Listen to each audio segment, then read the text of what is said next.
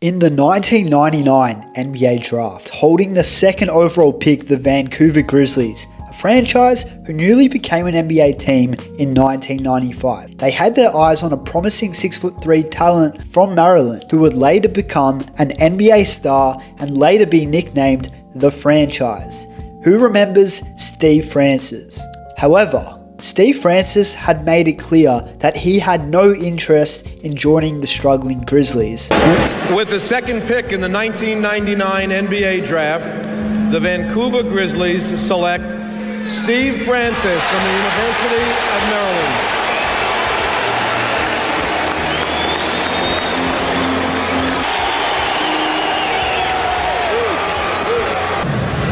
Stayed out of town, but he's always with me.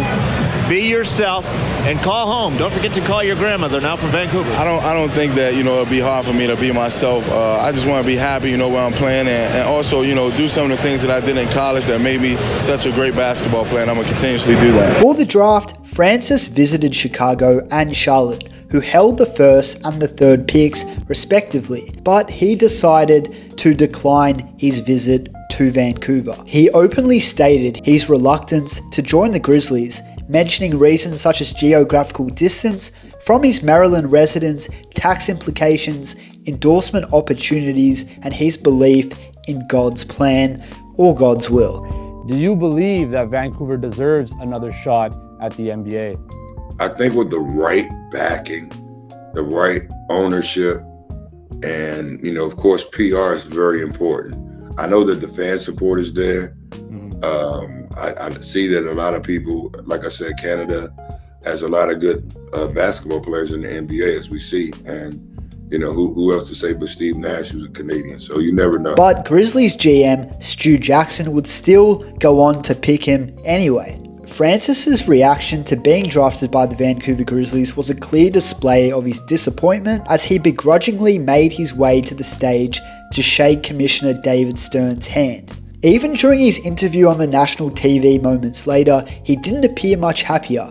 He managed to engineer a trade to Houston before the next season, effectively forcing his departure from Vancouver.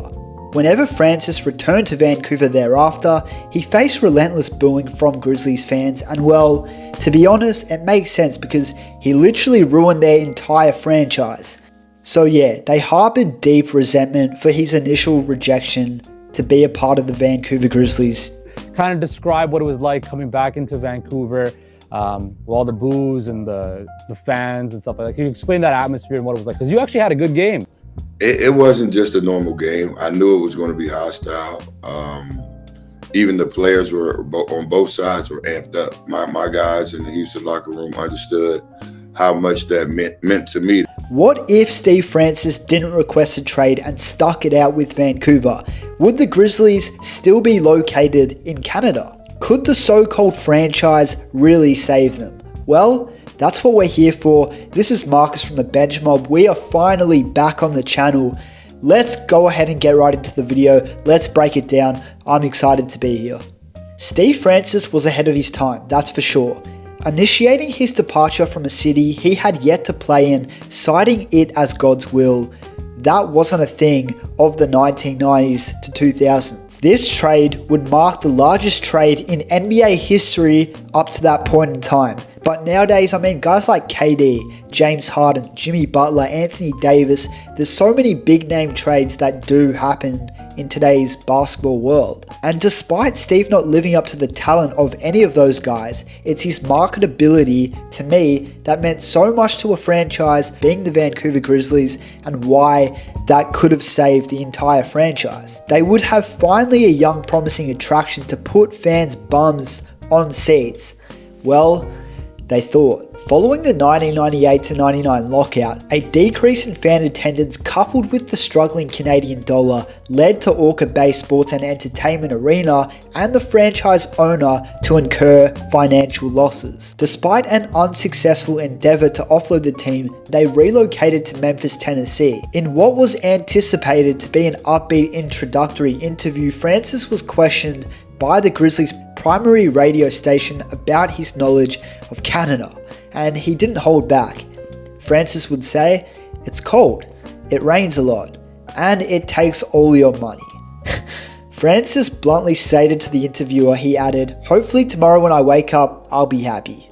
Reluctantly, he travelled to Vancouver during the summer, an experience that would turn sour, of course, when a woman at the Canadian airport ticket counter gave him and his group a questioning look and asked, "Are you guys a rap group?" In the lockout shortened season in the 1998-99 season, Vancouver began with a promising 3-3 record, only to conclude that lockout year with a dismal 8-42 record. The subsequent season saw a decline in average attendance to 13,899, making them the third lowest in the entire league. Like rival siblings, the Grizzlies were inevitably linked to the Toronto Raptors, the other Canadian team that joined the league concurrently. Initially, both teams struggled comparatively. In the Raptors' debut season, they finished with a record of 21-61. However, Toronto's larger size, vibrant nightlife, and closer proximity to the United States made it more attractive for them to lure players like Damon Stoudemire, Hakeem Olajuwon,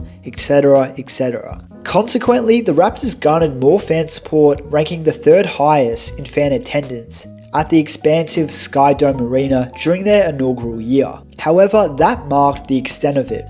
The franchise would relocate from Western Canada to West Tennessee. Vancouver, they really just lacked a standout player to turn their fortunes around.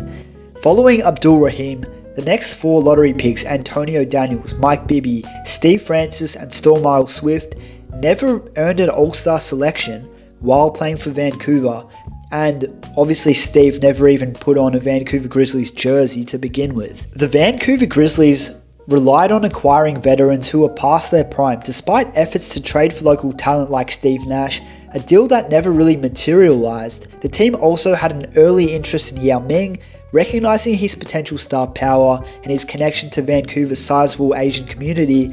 Obviously, that never happened also, and Yao would join Steve in Houston.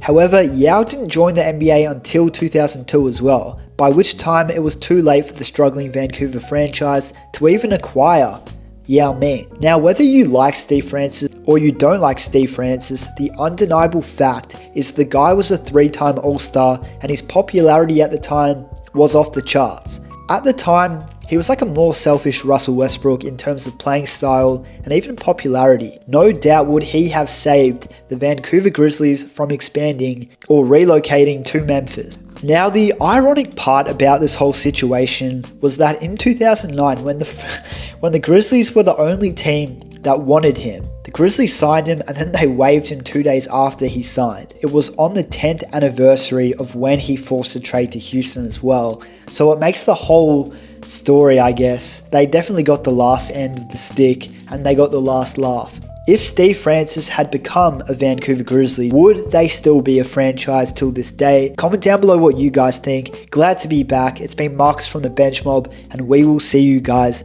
later.